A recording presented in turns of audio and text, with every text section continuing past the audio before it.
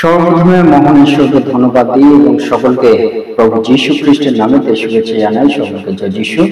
আসুন আজকে যে আমাদের আলোচ্য বিষয় তা হলো প্রভু যীশুতে নতুন জন্ম আমাদের কেন প্রয়োজন আছে, অর্থাৎ যীশুতে নতুন জন্ম সে বিষয় নিয়ে আজকে আমরা আলোচনা করব। তাই এই মুহূর্তে যতজন ঈশ্বরের সন্তানেরা আপনারা যুক্ত হয়েছেন, শুরু থেকে শেষ অবধি ঈশ্বরের বাক্য শোনার জন্য অনুরোধ থাকলো। আসুন আমরা এই সময় ঈশ্বরের বাক্য আমরা শুনি।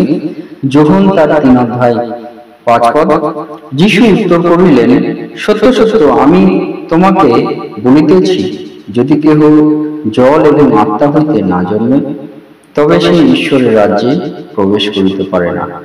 মাংস হইতে যাহা জাত তাহা মাংসই, আর আত্মা হইতে যাহা জাত তাহা আত্মাই। ঈশ্বর তার বাক্যে আমাদের প্রত্যেককে আশীর্বাদ যুক্ত করুন, আমেন। হে আমাদের স্বর্গের পিতা, দয়াবান প্রভু, নতুন জীবন দানের ঈশ্বর, তোমার মহানামের ধন্যবাদ, প্রশংসা এবং গৌরব দিই প্রভু। আজকে আবার একটি সুন্দর সময় এবং সুন্দর মুহূর্ত দিয়েছো, তোমাকে ধন্যবাদ দিই। আর এই সময় তোমার চরণতলে আমাদের জীবনকে পিতা সমর্পিত করি এবং প্রভুকে প্রার্থনা করি তোমার যে মধুর বাণী তুমি শোনার সুযোগ করে দিয়েছো, যে বাণীর মধ্য দিয়ে আমরা নতুন জীবন পাই এবং যে বাণীর মধ্য দিয়ে প্রভুকে তোমার সঙ্গে সম্পর্ক যুক্ত হতে পারি, সেই বাণীর মধ্য দিয়ে তুমি আমাদের জীবনে কথা বলো এবং প্রভুকে তোমার পথ সকল জানতে তুমি সাহায্য করো, সঙ্গে সঙ্গে থাকো, সমস্ত ভার তোমার হস্তে দিয়ে পরিচালনা করো। প্রার্থনা প্রভু যীশু খ্রিস্ট নামে চাই, আমেন। জয় যীশু, জয় যীশু।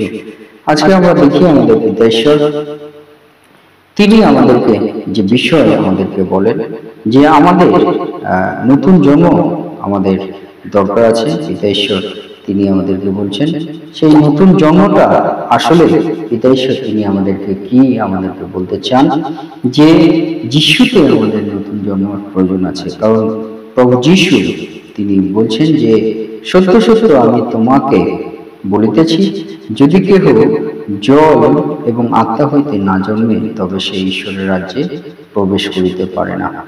অর্থাৎ পিতা ঈশ্বর তিনি আমাদেরকে বলছেন যে আমরা যদি ঈশ্বরের রাজ্যে আমাদেরকে প্রবেশ করার দরকার হয়, ঈশ্বরের রাজ্যে আমরা যদি প্রবেশ করতে আমরা চাই, তাহলে কিন্তু আমাদেরকে নতুন ভাবে আমাদেরকে জন্ম আমাদের নিতে হবে, পিতা ঈশ্বর আমাদেরকে বলেন। তাই আজকে যে বিষয় যে নতুন ভাবে যিশুতে আমরা নতুন জন্ম আমরা নেব, সেই নতুন জন্ম বলতে পিতা ঈশ্বর তিনি আমাদেরকে কি বলেন। পিতা ঈশ্বর যিশু তিনি কেন আমাদেরকে বলছেন যে জল এবং আত্মা হইতে না জন্মে, অর্থাৎ আমাদেরকে নতুন জন্ম নেওয়ার বিষয় প্রভু যীশু তিনি আমাদেরকে কেন বলছেন। কারণ এই নতুন জন্ম বিষয় প্রভু যীশু কেন তিনি বলছেন, যদি আমরা চিন্তা করি যে প্রভু যীশু তিনি যখন এই জগতে এসেছেন এবং প্রচুর মানুষকে লোককে তিনি কি দেখেছেন, যে তিনি দেখেছেন যে প্রচুর মানুষ এই জাগতিক জীবনে যাপন করছে, যেটা হলো আমাদের সেই জাগতিক জীবনটা, সেটা হলো আজকে আমরা যদি দেখি যে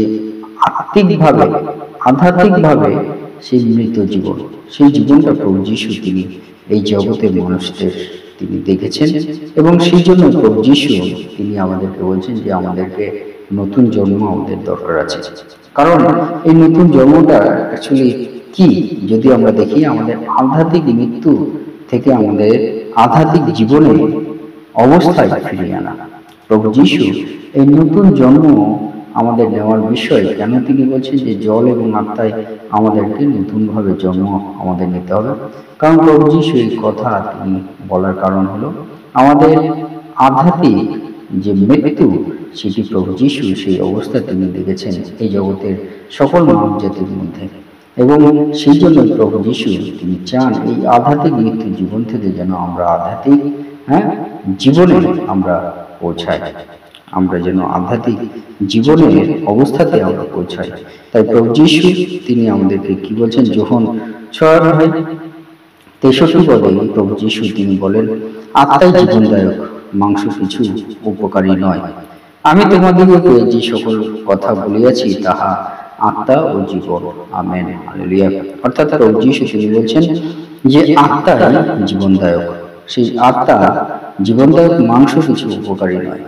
প্রভু যীশু যে সকল কথা বলেছেন তা হলো আত্মা এবং জীবন। অর্থাৎ প্রভু যীশু যে আমাদের নতুন জন্মের বিষয় তিনি আমাদেরকে বলেন, সেই নতুন জন্মটা আসলে প্রভু যীশু তিনি কি বলতে চাইছেন, যেন আমরা আত্মা এবং সেই আত্মাতে আমরা জীবন আমরা পাই, আমাদের আত্মিক জীবনে যেন আমরা জীবন আমরা পাই, সেই জন্য প্রভু যীশু এই নতুন জন্মের বিষয়ে আমাদের বলেছেন।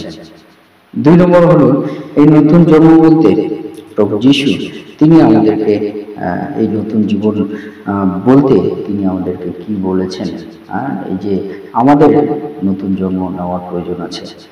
তার কারণ হলো প্রভু যীশু তিনি বলেছেন এই নতুন জন্ম নেওয়ার আমাদের প্রয়োজনীয়তা কেন আছে।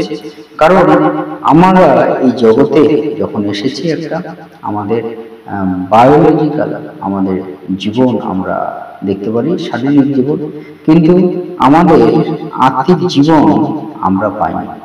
আমরা শারীরিক জীবন এই জগতে আমরা পেয়েছি, কিন্তু আমাদের আত্মিক জীবন আমরা পাইনি।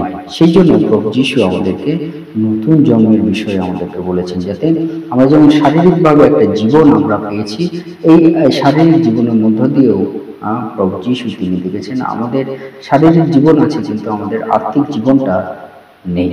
সেই জন্য প্রভু যীশু তিনি আমাদেরকে বলছেন আমাদের নতুন জীবন নেওয়ার প্রয়োজন আছে। অর্থাৎ আমাদের আত্মিকভাবে আধ্যাত্মিকতার জীবন আমাদের প্রয়োজন আছে প্রত্যেক মনুষ্য জাতির। সেই জন্য প্রভু যীশু তিনি আমাদেরকে এই নতুন জন্মের বিষয়ে তিনি বলেন। যদি আমরা দেখি যখন তার 11 অধ্যায় 25 পদ এবং 26 পদ প্রভু যীশু বলছেন, যীশু তাহাকে কহিলেন, আমি পুনরুত্থান ও জীবন, যে আমাকে বিশ্বাস করে সে মরিলেও জীবিত থাকিবে, আর যে কেহ জীবিত আছে এবং আমাকে বিশ্বাস করে সে কখনো মরিবে না, ইহা কি বিশ্বাস করো? Amen, hallelujah. অর্থাৎ প্রভু যীশু তিনি আমাদেরকে বলছেন যে তিনি পুনরুত্থান এবং জীবন। প্রভু যীশু তিনি বলছেন তিনি পুনরুত্থান এবং তিনি জীবন, যে আমাকে বিশ্বাস করে, অর্থাৎ যে প্রভু যীশুকে বিশ্বাস করে সে মরিলেও জীবিত থাকিবে, এবং বলছে যে কেহ জীবিত আছে সে কখনো মরিবে না, ইহাকে বিশ্বাস করো। অর্থাৎ প্রভু যীশু তিনি আমাদেরকে এই মধ্য দিয়ে তিনি আমাদেরকে কি বোঝাতে চান, তিনি আমাদেরকে বলতে চান তিনি জীবন এবং পুনরুত্থান।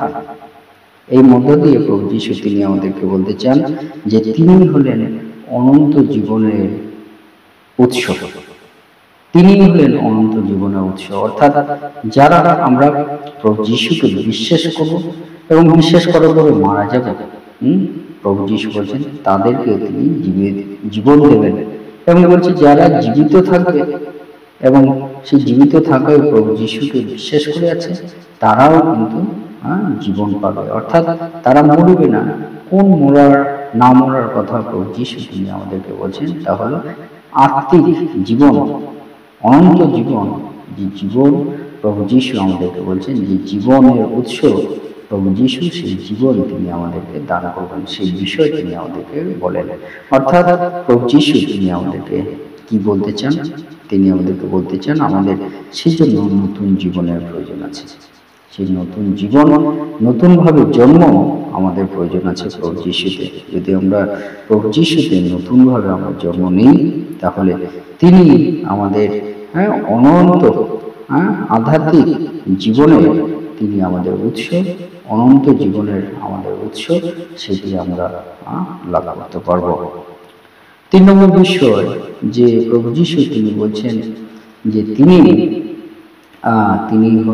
প্রভু যীশুতে আমরা যেন নতুন জন্ম আমরা নিই, আর এই মধ্য দিয়ে প্রভু যীশু তিনি এই নতুন জন্ম যেন আমরা নিই, এই নতুন জন্ম নেওয়ার বিষয়ে প্রভু যীশু তিনি কি বলছেন, তিনি আমাদেরকে বলতে চান যেন আমরা তার রাজ্যে আমরা যুক্ত হই। অর্থাৎ আমরা যেন ঈশ্বরের রাজ্যে, আমরা আধ্যাত্মিকতার রাজ্যে, ঈশ্বরের আধ্যাত্মিকতার রাজ্যে যেন আমরা যুক্ত হই।